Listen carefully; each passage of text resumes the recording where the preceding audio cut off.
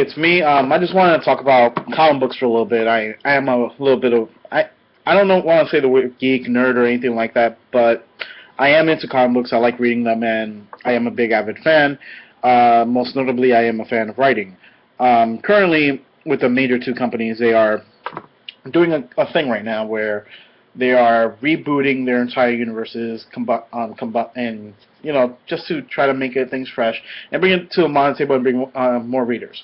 What I want to address right now is that there's always this big competition between one or the other, and there's always a knee-jerk reaction between one or the other.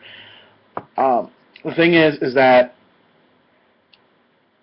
it the people I believe that the way that comic books are kind of run right now is a little bit too antiquated.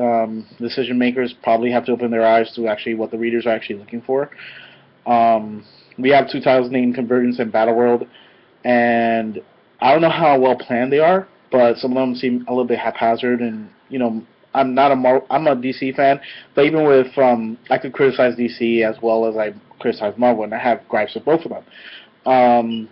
And Marvel right now, what I have a problem with is you have Battleworld, and the thing is, it's a lot of style with no substance. So this is not an instant classic, something that you read all over and over again.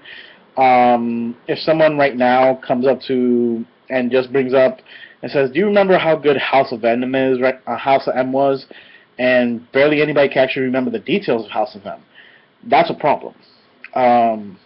Continuity has to play a certain part in there. There has to be some stabilizing factor that anybody can actually read, especially going from the movie to the comic books, and there's a reason why people aren't attracted to it.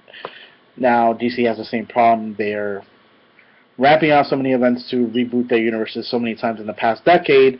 It's pretty hard to stay in there. So right now it's kind of an inevitable time, especially for new people who want to get into comic books, especially if you're not a fan of either one, but you want to get into the comic book universes. Wait until both events are over, especially Convergence and Battleworld. It's very jumbled and everything. Get trade paperbacks and follow it through. My gripes with DC is that certain characters are not advertised, even though they're the strongest titles, especially their female characters. They need DC needs to be more racially diverse, but don't do it just for the sake of it. Don't be afraid to introduce new characters or have a viable option on why somebody comes new, and do yourself a favor. Keep it quiet.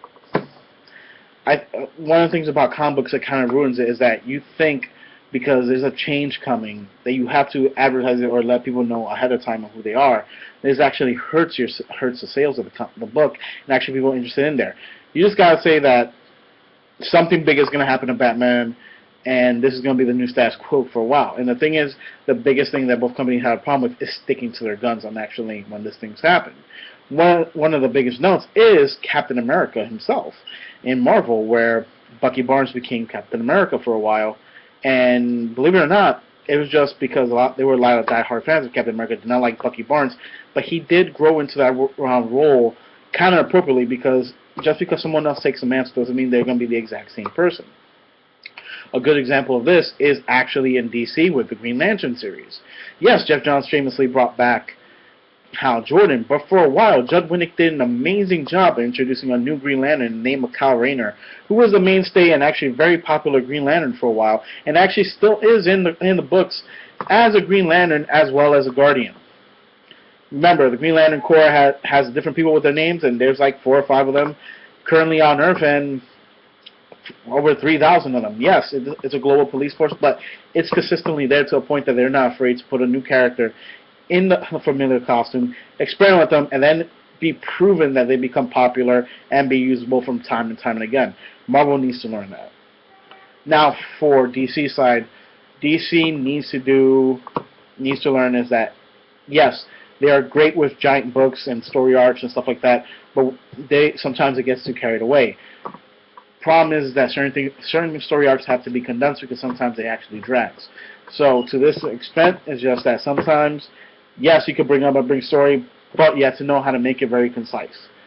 Once it starts going off the rails, people are going to stop caring and be like, okay, it's already been about 9 months and the story's still going on. Please stop it already. And yes, books do still come out once a month, so it's very heavy on your wallets. People want to go on to the big, better, next thing. This is what I think about the problems of these two books. I am currently still reading mostly Image comic books and indie books because, quite frankly, the characters are more interesting. It's brand new things. They don't hold back, and they're not afraid of being branded in order to give you a completely amazing and thought-provoking story. But once Convergence and Battleworld is over, I hope to start being a fan again and picking up comics and just completely reviewing them. And I will do this on this channel as much as possible, as long as I'm able to. If you find this enlightening or anything, please comment. Tell me anything down below, anything you want me to improve on. But until next time, keep on smiling and be a better person than you were yesterday.